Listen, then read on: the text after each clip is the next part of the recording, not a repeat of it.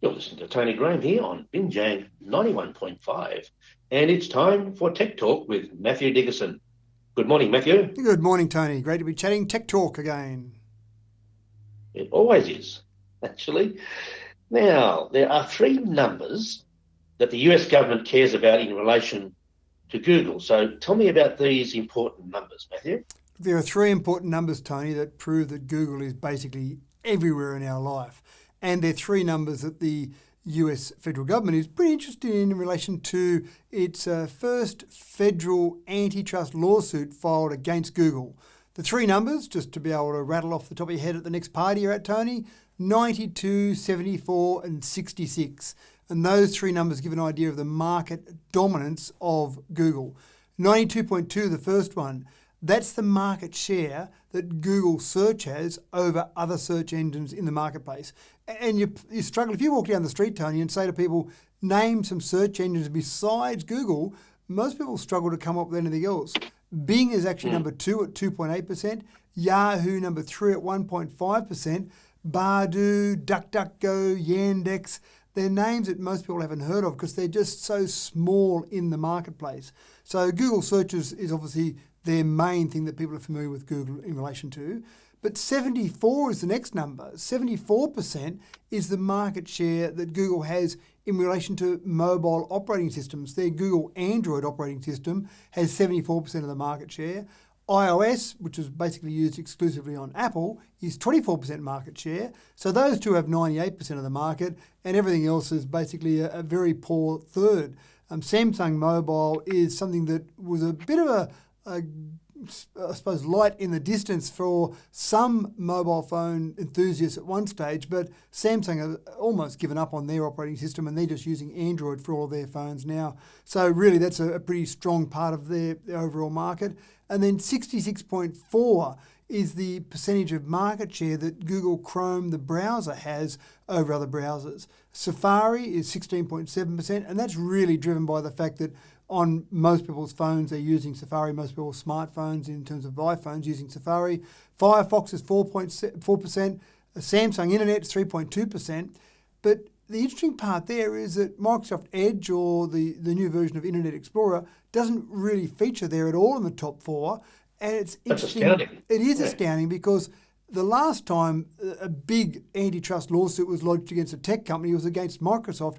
And part of the argument there from the US federal government was that Microsoft had an unfair advantage with the Windows operating system by bundling Internet Explorer as part of that operating system. So their argument was that everyone automatically would use Internet Explorer and now move on to Edge. But obviously that worked in some respect in the fact that they've reduced the market share of Internet Explorer, but Google Chrome has come in and filled that spot and really taken over the market. Yeah, what's the story in China then, Matthew? Is it the same? Yeah, there's certainly a couple of minor differences there in China, but those stats there are worldwide stats. So when you consider those from a worldwide perspective, a couple of those particular search engines there in China are bigger than they are in the rest of the world, but they're still overall just, China's got a lot of people, but the worldwide market share of those Google products is just so dominant. Yeah, that's interesting. Now, could we have a cooler house and a cooler car simply by applying a different paint? Well, I think everybody knows the answer to that is yes, but there's more to it than that, isn't there? There is a bit more to it than that.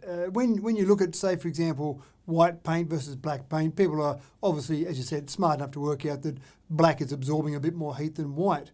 And so that's been fairly simple, and that's not something that people have worked on a lot. But some new research has been done on radiative cooling paint. And so the idea of this is that they might want to be able to put it on cars, put it on houses, and it actually not just reflects a bit of heat like a normal white paint might do on a bit of light, but it's radiative. So it's actually putting out a lot more heat than possible or than a normal white paint. So for example, 95.5% of the heat is reflected from this radiative paint.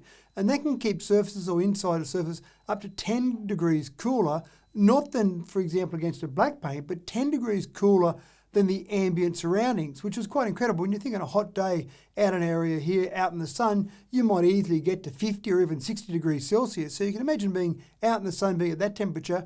inside with a white paint, this radiative white paint on, being 10 degrees cooler. And one of the things that the researchers are talking about, it's almost like free air conditioning. Now, it's obviously not free air conditioning. It's something that keeps the temperature lower, so you may not need to use your air conditioning as much in very hot weather. And when we've got some of the regions like we've got out here, we know about hot, so to get some sort of radiative paint like that would be quite incredible. Cars, houses, and it might even, they're talking about, might even be better for the planet because you're reducing the amount of energy you're using with your air conditioning, therefore reducing the power consumption that we're chewing up across the world. Yeah, well, that's quite an interesting one. Yeah. Now, the latest Ookla Global Speedtest results are in. Now, we're talking about the internet here and the speed of the internet. So how does Australia rate with this app? Yeah, as per normal, good and bad. Our fixed broadband, our NBN that we've spent just a couple of dollars rolling out across Australia, is actually going pretty poorly in comparison to other countries around the world. So this is based on Ookla Speedtest app and their website, and it's not about theoretical speeds. These are the real world speeds that people are getting when they actually do some speed testing, and they collate all those results across the world, bundle them up, and every month we get to see the results of those. So if we look at fixed broadband to start with, Tony, the average download speed across the world has been 85.73 megabits per second, and the average upload speed has been 45.74.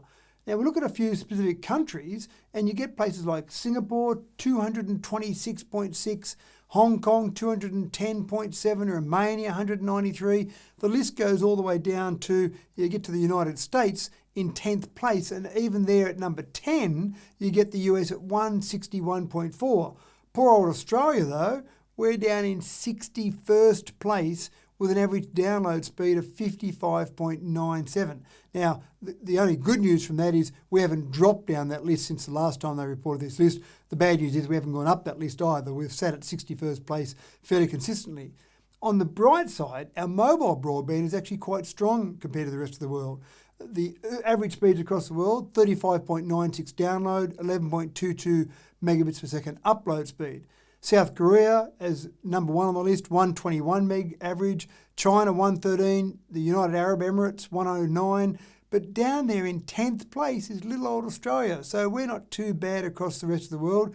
Our average download speed was 72.39 megabits per second last month. We've dropped one place, but we're still sitting in the top 10. And most importantly, Tony, we're ahead of New Zealand in mobile broadband download speeds. They kill us in that fixed broadband, but in mobile broadband, when we're ahead of New Zealand, which is, who cares about the rest of the countries as long as we're beating New Zealand in something. That might be surprising. Yes. All right, Matthew. Well, that's been very interesting this morning. You've been listening to Tech Talk with Matthew Dickinson and Tony Graham on Binjang 91.5, and it's back to the great music and information right now.